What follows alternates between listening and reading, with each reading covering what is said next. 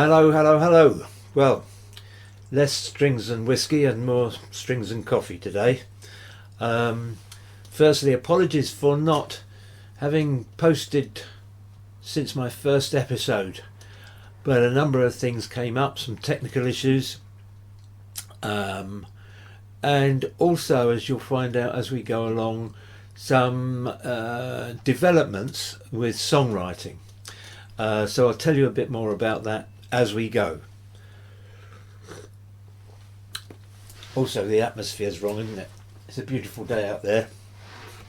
Not like the other day when it was so bloody miserable. So what have we got today? First of all, we'll do the normal thing where perhaps we could have a bit of a chat. If you feel like anything I'm saying sparks some of your interest, or you've got a comment to make, then make it below. If you feel that some of the things that we're talking about you enjoy, some aspects you enjoy, then hit subscribe, hit notify, and maybe even pass it on to your friends. Let them know, share the link to this channel and let them know about it. That would help me a great deal. I was fairly heartened by the number of people who at least watched some of the video that we put out before. So I'm hoping to, improve on that this time and generally grow the channel as the weeks go by. And it's my intention to produce a video more frequently than this. I'll probably find at first that once a week is a bit too much, but hopefully once a fortnight. So today we've got some chat. We've got a new song and in part 2, and then in part 3, for those that are interested, I've done a short piece on the electric guitars that I've got in the room here and the differences or not in their tone, and that'll be in part 3 for those that are interested. So first of all, what do we want to talk about? Now, I've seen quite a lot recently on various YouTube channels. That's a difficult one to say. Need more coffee. On various YouTube channels about how clever people are that can play the guitar really, really fast, and whether this is better than somebody who would be described as having sort of feel or tone. So for those of you that don't watch, that's my son again, and I said I would turn that off, didn't I, last time? Forgotten. For those of you that are not guitar players, when we talk about shredding, we mean the likes of, say, Yngwie Malmsteen, who play the guitar, an electric guitar almost always, and their use of the fretboard and the way they pick across the fretboard is extremely fast. In fact, sometimes they don't just pick, they'll be hitting the strings and getting extra notes on top, and it almost makes the notes sound, makes the sound become one. There are no discrete notes that you can hear in the end, as against the likes of David Gilmour or say Mark Knopfler, who I would say play with more feel.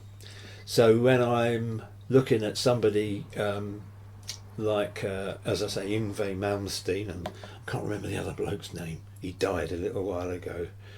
Anyway, when I listen to that, I don't feel anything.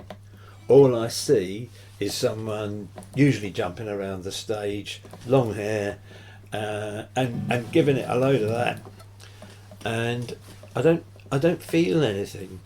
What I see is somebody who's very technically accomplished, You know, you can't play all of those scales anywhere on the fretboard without knowing what you're doing. You can't play that fast without being extremely dexterous about finger placement. Because if you, so for instance, if I play this A note, but I get my finger slightly wrong, I can deaden the string next to it, and you don't really want that. So you have to have extremely accurate finger placement, and you have to have your guitar set up with very little action. That's the action is the distance between the strings and the fretboard. So that you don't have to press very hard, because if you're not pressing very hard, you can move quicker from one note to the next. On the other hand, you can get some fret buzz. I'll try and demonstrate that. Can you hear that? If you don't place your finger right, you get that noise as opposed to that cleaner noise, because the string is buzzing on the fret, the fret next to it. So you want that clean noise, not that harsh buzzing noise. So in my mind, these shredders are merely very, very dexterous. They might as well have taken up knitting, for all I care. I listen to them and I just get bored. There are some good songs, like Jump. Jump is a good rocking song, but it's probably made good by the vocalist and by the arrangement rather than all of the shredding. Whereas if you listen to, as I have been, a lot of Mark Knopfler stuff lately, he can do anything. He can go from playing some Latin type South American rhythm one moment to playing some heavy rock the next. Money for Nothing would be a case in point. The Latin rhythm, if you've ever heard of it, Postcards from Paraguay. And he can go to folk music the next. He can do it all. And that leaves me in awe. So as I say, I feel that people, the shredders amongst us, have extreme dexterity. They are fantastically dexterous and they are technically very knowledgeable. But for me, and I think therefore for a lot of people, they don't impart any emotion.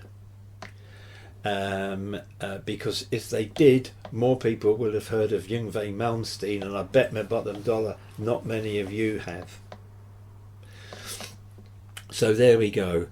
Now then, talking about Mark Knopfler, I've been looking at some of his stuff, and what I've come to realise is that he makes it as simple as he possibly can for himself.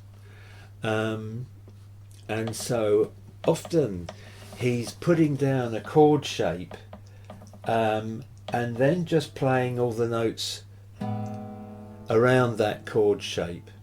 And one of the simplest chord shapes on the fretboard exists without you touching any strings at all, without you fingering any strings at all, and that's on these three strings here. And those three notes are the chord G. If I play them all together, I get a G. If I put a small bar 2 frets up, I get an A, and a B, and a C, and a D, etc. Sorry, my dog appears to have heard somebody going by outside, so there might be an eruption. Oi, calm it. So what he tends to do is he puts down a chord like an A, and then he plays all around it.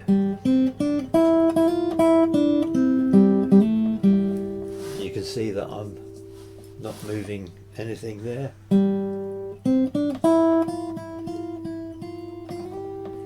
So that little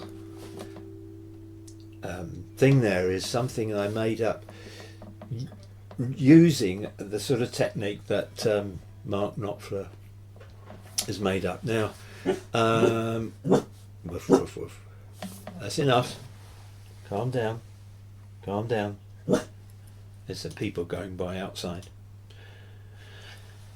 Yeah, when I was talking to you last time, I mentioned that I'd hit a bit of a brick wall with writing songs. I had words, I had some kind of chord progressions, and I had some little bits of music, but none of them seemed to gel together.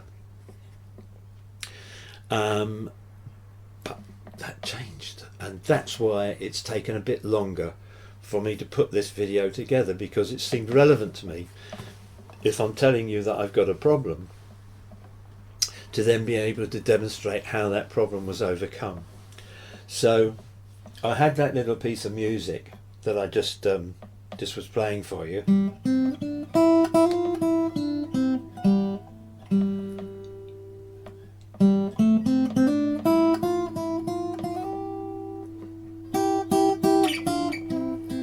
Etc.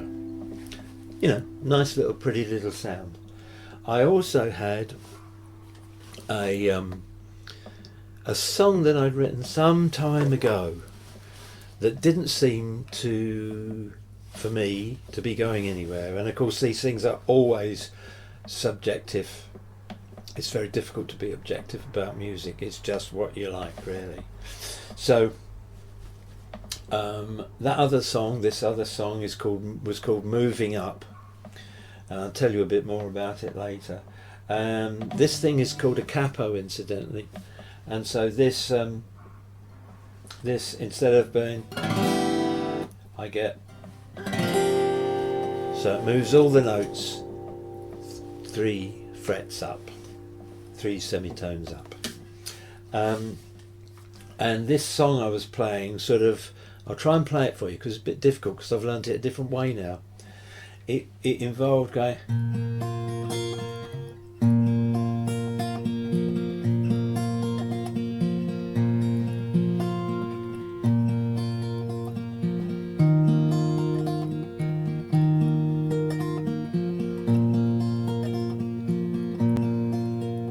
so you get the idea there. Essentially all I'm doing is running across 4 strings, and these 3, and this one. I'm just running up and down those notes, and it's pretty enough. It goes on to another section. Goes on to another section.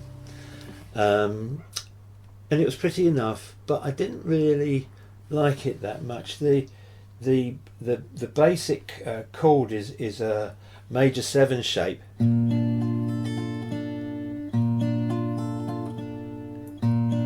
sounds quite nice, doesn't it? Major 7 is always kind of sweet sound, but I wanted something different, and so I leave one of the notes out,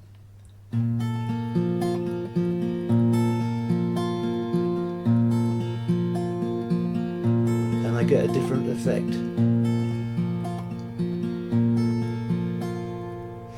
And I liked that, and it still fitted with the words I had. So I thought I'll try putting the 2 things together. The Knopfler-esque introduction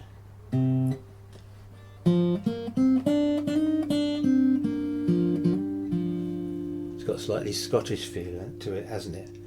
And that ends by going, and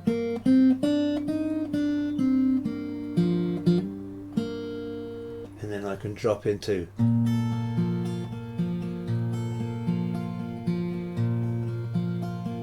and so you'll hear and see the result of that in part two.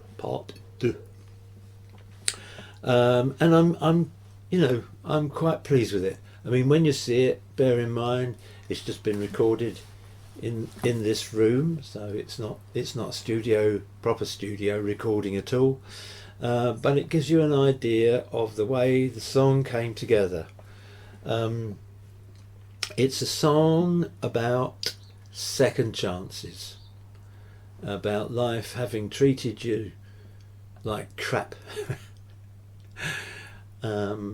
Sometimes life also gives you a second bite of the cherry, and that's essentially what it's about. And I like to think that it's got emotion in it. It's not a fast song. It's a gentle song, but it has got emotion in it, I think. And I think that's what you get when you're listening to great musicians. You're getting emotion. Okay. What else do we want to talk about? Yes. I've got a number of different electric guitars. They are all supposedly different, and when you buy them because you think it's going to give you a different tone. And so I thought I'd put that to the test by, well, as you will see if you bother to look, comparing them side by side using the same equipment to record and play them through, and you'll see that later on. Now, I've not got a lot more to say for today. I want to thank you again for taking the trouble to watch.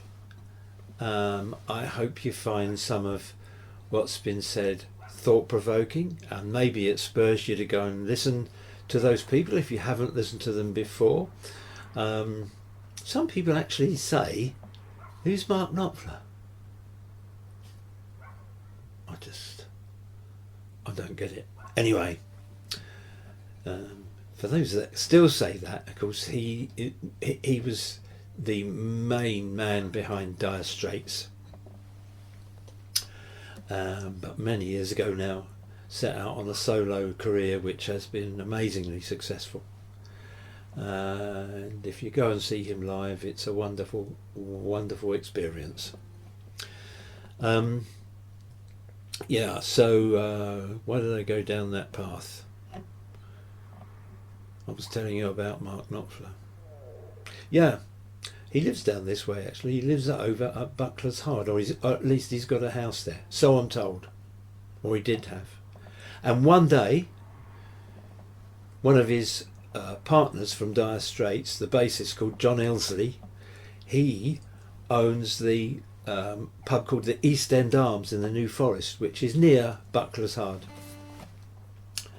And one day I was out for lunch with my wife, and we happened to call in at the East End Arms, and it was a beautiful day, but we'd got caught in a rainstorm and we rushed in a bit wet, and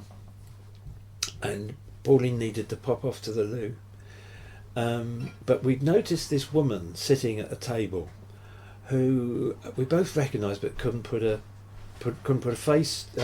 name to the face. Anyway, I'm sitting there and I'm looking at this woman. I recognise her voice, and I look at the person sitting with her, and it is none other than Mark Knopfler, sitting just across the way from me. And my wife came back. She said, "I really realised who that woman was. I know who she is. It's Mariella Frostrup." And I said to her, "Yeah, have you seen who she's having lunch with?" And so that's my claim to fame. I've had lunch with Mark Knopfler, but he just didn't know it. Anyway, a great man, and I hope you take time to listen to his music.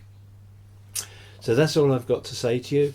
coming up in part 2, we've got the new song video, and then in part 3, for those that are really interested and can stand it, there's the comparison of the guitar sounds. So thanks again. Don't forget, subscribe, hit the notification button, and tell your friends. Thanks very much indeed. Bye. I'm going to get back to my coffee.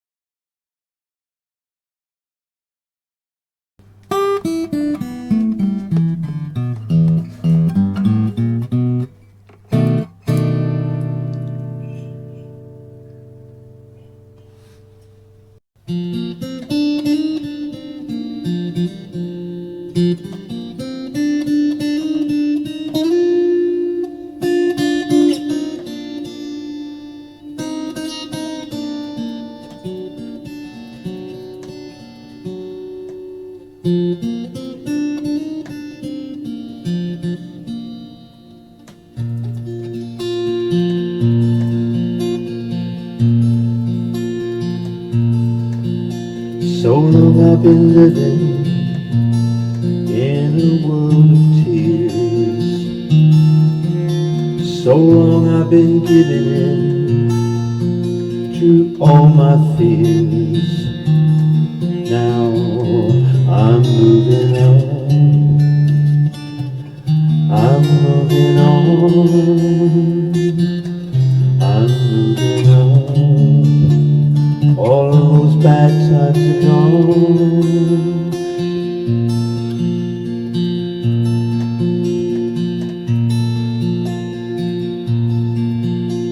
Lately I've been seeing the wood for the trees. Lately I've been standing steady on my knees. So I'm moving on, and I'm moving on. I'm giving up singing another song, 'cause I'm free.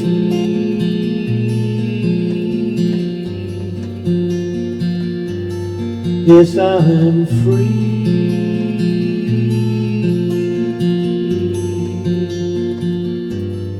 I'm free.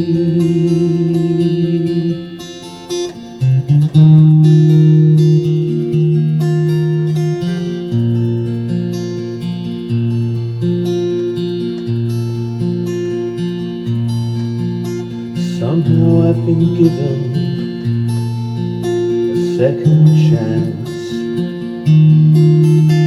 Somehow I have striven for a chance to dance. Now I'm moving on. I'm moving on. I'm moving on. All of those bad times are gone, 'cause I'm free.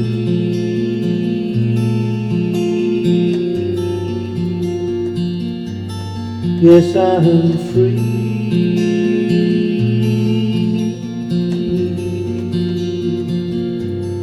I'm free.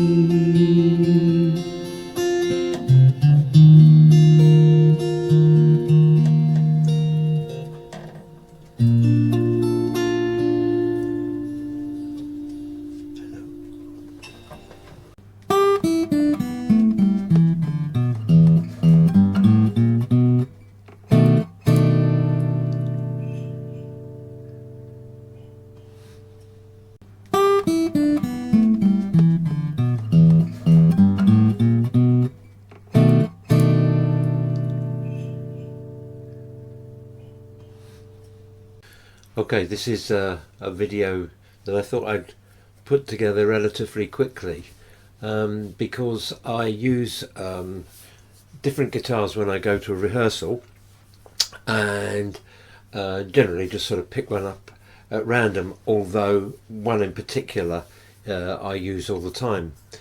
Did I just say all the time? I mean, mostly.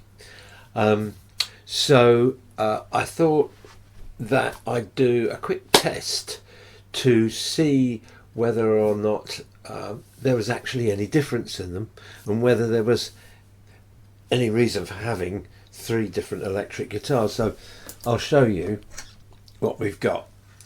So there's that one there. That's a Epiphone copy of a Gibson Les Paul. This is the one I tend to use most of the time. This is a Fender Telecaster, and then over here is a Gretsch Streamliner. And you buy these things and you think, well, I need that because you know, I need this particular sound or whatever. But the reality is that sometimes I think, is there any difference? So this is what I plan to do. I'm going to play them out through this Marshall amp. Now this is actually an amp intended to work with an acoustic guitar. In other words, it's very, very clean. So I'm not interested in the normal things with electric guitars here. I'm not interested in overdrive and what have you. I just want to know whether they've got a different sound. So I'm going to play out through that. The guitars are connected to the amp by using this wireless system, and there's this other transmitter here which I'll put into the guitar. So let's see what happens. There we go. So let's power up.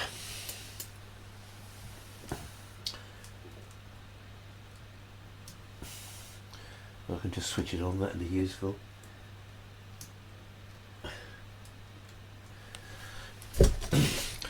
So first of all, the Telecaster. Incidentally, these wireless systems are absolutely brilliant. So this is a Telecaster. I've got tone up high. I'm using the central hang on, let's just pull that down a tad. Is that better? A bit more? Yeah, that's better. Hello, Belle's here as well. She's come to see what's going on. So tone is full up. So in other words, I've got as much top as it's possible to get. I'm using the amplifier flat. In other words, the bass and treble controls are at the vertical, and let's see what happens.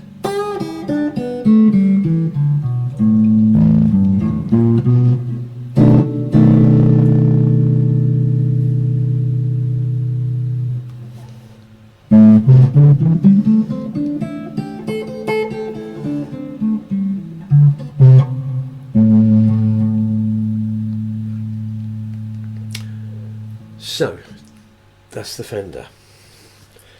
Let's see what happens with the Les Paul. It might not be perfectly in tune, but that's not too much to worry about. Switch it on.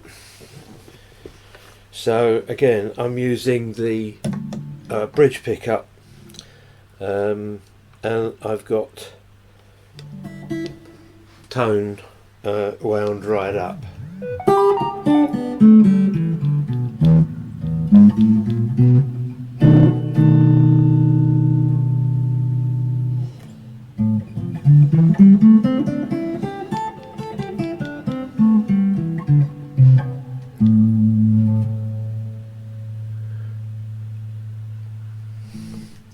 See, it's my ear, that didn't sound any different then, but it'd be interesting to play the two together.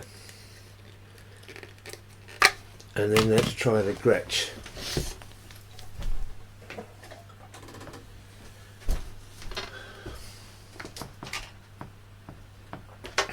Whoop. Clonked my light bulb.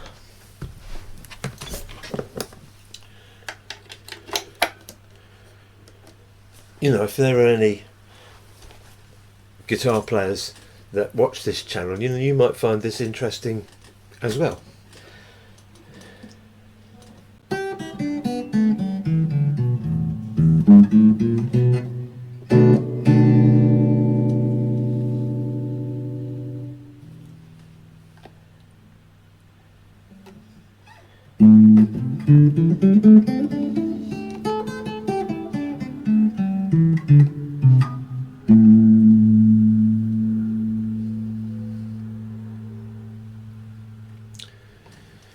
So that's it.